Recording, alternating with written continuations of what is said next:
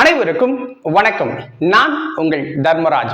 இன்னைக்கு பொது தமிழ்ல நம்ம என்ன பார்க்க போறோம் அப்படின்னு பாத்தீங்கன்னா, நிறுத்தற் குறியீடுகள் அப்படிங்கிற பகுதி தான். ஓகேங்களா? ஸோ ரொம்ப ரொம்ப முக்கியமான ஒரு பகுதி, ரொம்ப பொறுமையா புரிஞ்சு பார்க்க வேண்டிய ஒரு பகுதி. ஏன்னா பார்க்கறதுக்கு எளிமையா இருக்கும், ஆனா உங்ககிட்ட இருந்து ஒரு மதிப்பெண்ணை அது ஈஸியா எடுத்துட்டு போயிடும். ஓகேங்களா? அதனால இந்த பகுதியை பொறுமையா வீடியோவை முழுமையா பாருங்க. நான் எடுத்துக்காட்டுகளோட உங்களுக்கு வந்து எக்ஸ்பிளைன் பண்றேன், நல்லா புரியும். ஓகேவா?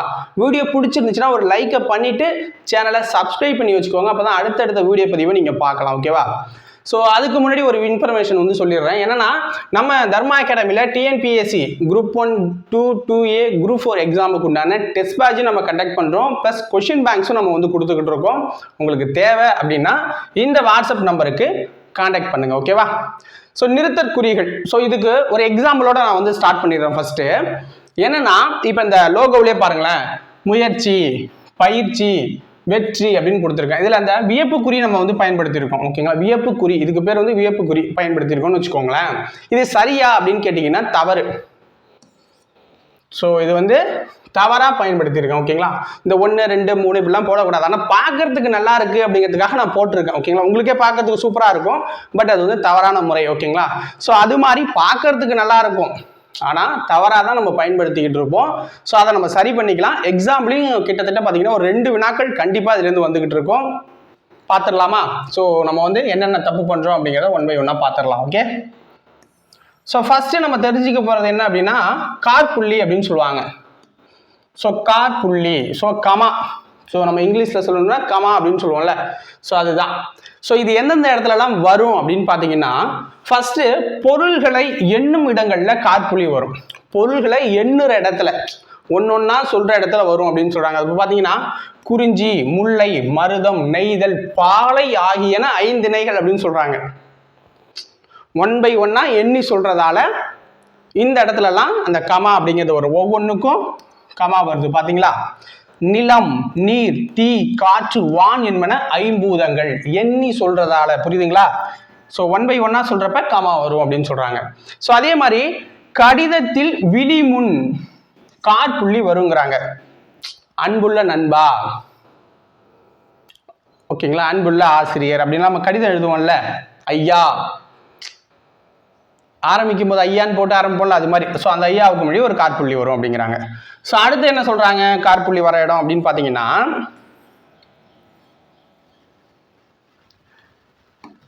வினை எச்சங்களுக்கு பின் காற்புள்ளி வரும். வினை எச்சங்களுக்கு பின் காற்புள்ளி வரும். ஸோ இதில் வினை எச்சம் எப்படி வருது? பொழிலன் தோட்டத்திற்கு சென்று, ஊ வருது, சென்று, இதில் ஊ முடியுதா? ஸோ அப்போ அது வினை எச்சம் ஆயிடுது. அப்போ சென்று, வினை எச்சங்களுக்கு பின் காற்புள்ளி வருது. அப்போ வாழை இலை பறித்து வந்தான், அதில் ஃபுல் ஸ்டாப் வச்சுட்டாங்க. அதை கீழே பார்த்துடலாம் முழு புள்ளியில். ஓகேவா? ஸோ அடுத்தது மேற்கோள் குறிகளுக்கு. மேற்கோள் குறிகள்னா என்ன?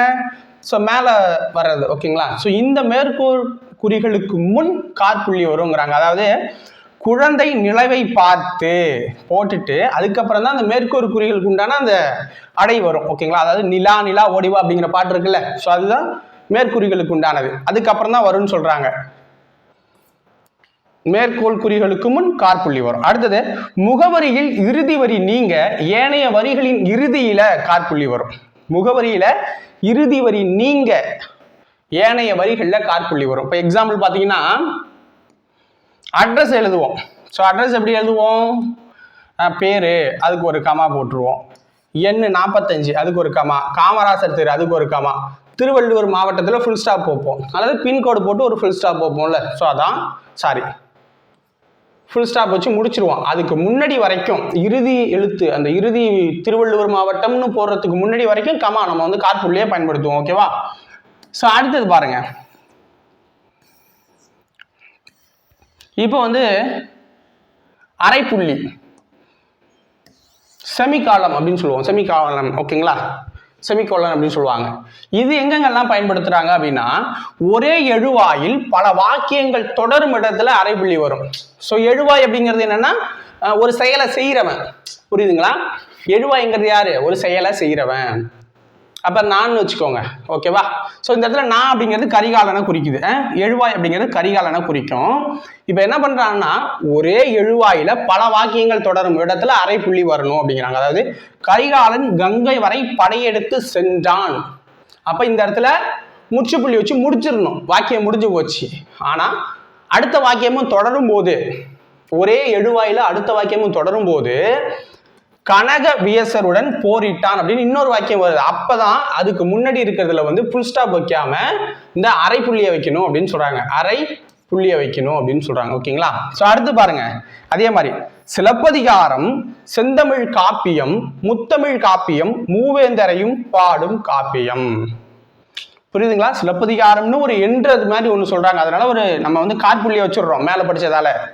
செந்தமிழ் காப்பியம், ஸோ அந்த இடத்துல ஒரு அரைப்புள்ளி. ஏன்னா அடுத்தது ஒன்று வருது முத்தமிழ் காப்பியம்னு, அப்போ அங்கே ஒரு அரைப்புள்ளி வச்சு அது மூவேந்தரையும் பாடும் காப்பியமா இருக்கு அப்படிங்கிறாங்க. ஓகேங்களா? ஸோ அடுத்து பாருங்க, ரெண்டாவது ஆப்ஷன் அரைப்புள்ளிக்கு.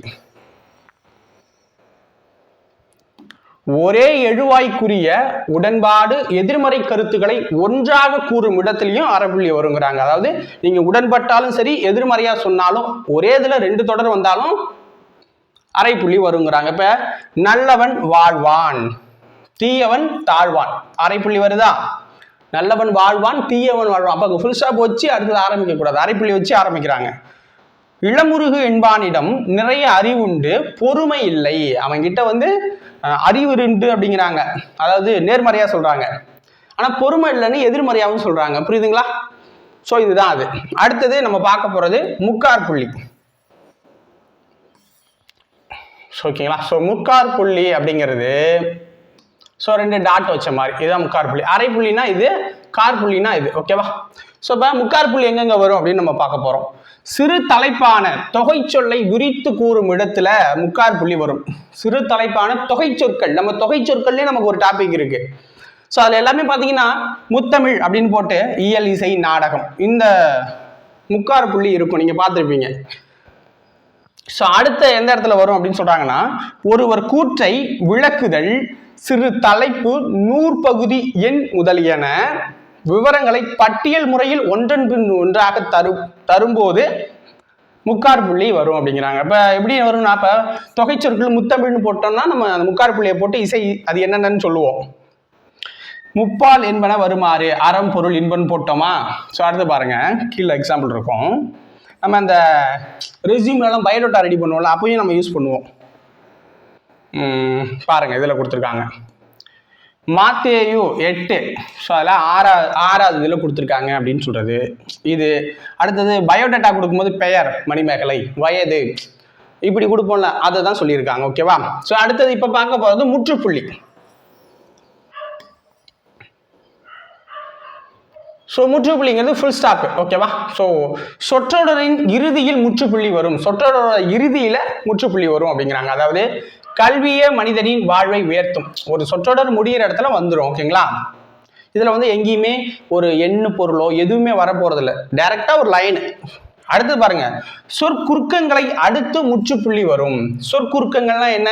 ஷார்ட்டா எழுதுறது. இப்ப திருவிக்கா அப்படின்னு எழுதும்போது திருக்கு ஒரு ஸ்டாப்பு, விக்கு ஒரு ஸ்டாப்பு, காக்கு ஒரு ஸ்டாப். என்னன்னா திருவி, திரு, விருத்தாச்சலனா கல்யாண சுந்தரம் அப்படின்னு சொல்லுவோம். விருத்தாச்சலம், கல்யாண சுந்தரம். ஓகேங்களா? அடுத்து இங்க என்ன வரும்? இதுக்கு ஏதோ ஒரு பேர் போட்டுக்குங்க, மா, கா, அ. ஓகேங்களா? ஸோ அதுக்கு ஏதோ ஒரு போர் நம்மளா போட்டுக்கலாம், ஒருத்தர் பேர் மாலை, காலைன்னு போட்டுங்க. இது பாருங்க, ஊராட்சி ஒன்றிய நடுநிலை பள்ளி, அதுக்கு ஊஓ நானி பள்ளி அப்படின்னு தான் நம்ம ஸ்கூல்ல இருக்கும். அதுக்கு எல்லாத்துக்குமே ஒரு ஃபுல் ஸ்டாக். சொற்குறுக்கங்கள், சொல்ல குறுக்கும் போது ஒவ்வொன்றுக்கும் ஒரு புள்ளி வைப்பாங்க. அடுத்தது பெயரின் தலைப்பெழுத்தை அடுத்து முற்றுப்புள்ளி வரும். பெயரை தலைப்பெழுத்துனா நான் கேப்டன், நம்மளுடைய அப்பா பேர். இப்போ என்னோட பேர் வந்து பார்த்தீங்கன்னா தர்மராஜ்னா, நான் வந்து கா தர்மராஜ் அப்படின்னு தான் எழுதுவேன். ஓகேங்களா? அப்போ அதில் காவுக்கு ஒரு ஃபுல் ஸ்டாப் வச்சுருவேன். ஸோ அடுத்தது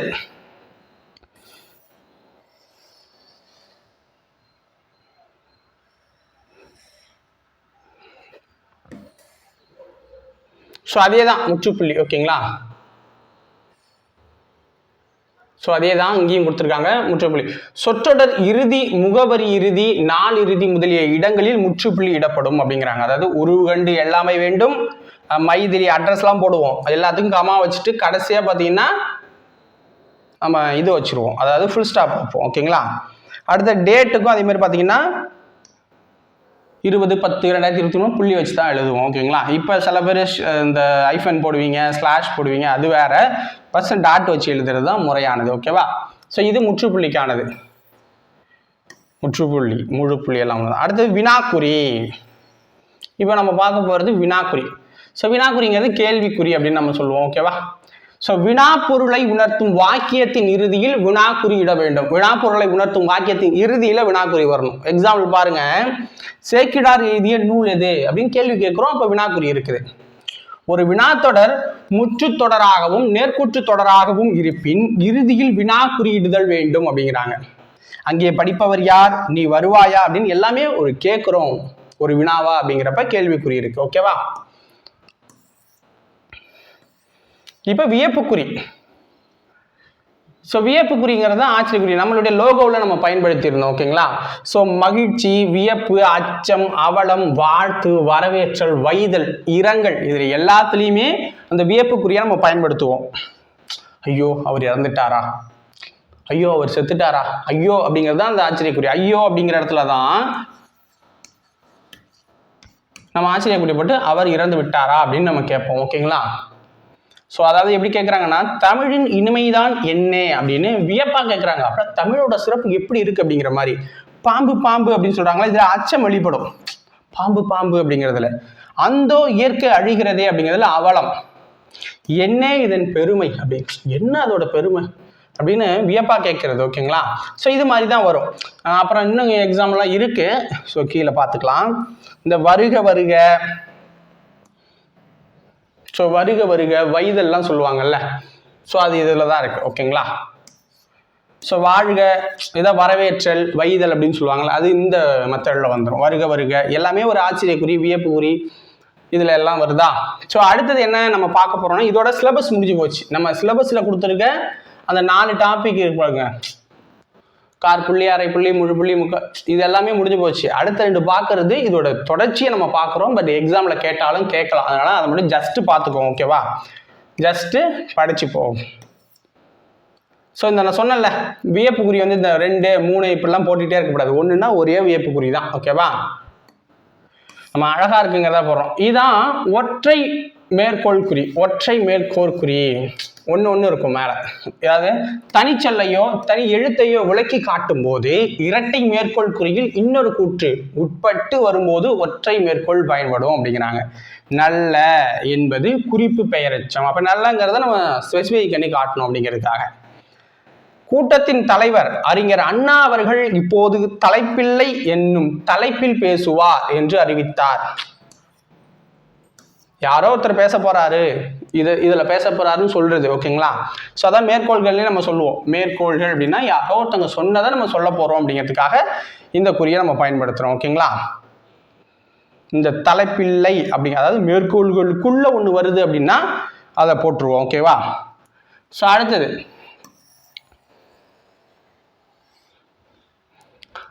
பிறர் கூற்றாக வரும் இடத்தும் கட்டுரை பெயரும் நூறு பெயரும் வரும் இடத்தும் ஒற்றை மேற்கோள்கள் வருங்கிறாங்க. அதாவது ஏ என்று சொன்னான் அப்படிங்கிற இடத்துலையும் செய்யும் என்பது பெயரச்ச வாய்ப்பாடுகள் ஒன்று. அந்த செய்யும் அப்படிங்கிற வார்த்தைக்கு ஒன்று வரும்.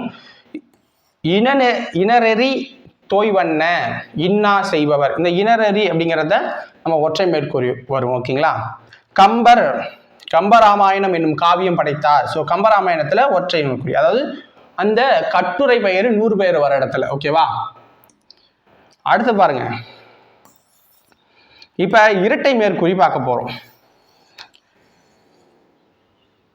ஸோ இரட்டை மேற்கூறினா 2 ஐஃபன் மாதிரி. ஓகேங்களா? 2 ஐஃபன் மாதிரி போடுறது தான். அதாவது நேர்கூற்றுகளிலும் செய்யுள் அடிகளையோ பொன்மொழிகளையோ குறிப்பிடும் இடங்கள்ல இரட்டை மேற்கோள் குறியை பயன்படுத்த வேண்டும். நேர்கூற்றுகளிலும் செய்யுள் அடிகளையோ பொன்மொழிகளையோ பயன்படுத்தும் போது திருவிக்கா மாணவர்களிடம் தமிழ் காவியங்களை படியுங்கள், இன்பம் நுகருங்கள் என்று கூறினார். புரியுதுங்களா? ஸோ இந்த இடத்துல ஐஃபன் ஒருத்தர் சொன்னாரு, அதான் மேற்கோள். ராமன் நாளை வருகிறேன் அப்படின்னு சொல்றான், நேர் கூற்றா. ஓகேவா? அப்ப இந்த இடத்துலையும் பயன்படுத்துறோம். ஒழுக்கமுடைமை குடிமை என்றார் திருவள்ளுவர். இன்னொருத்தர் சொன்னதை அவர் சொல்றாரு. ஓகேங்களா? ஸோ அவர் ஒரு வாக்கியத்தை சொல்றாரு. அப்ப இந்த இடத்துலையும் நேர் கூற்றா வந்துடுது.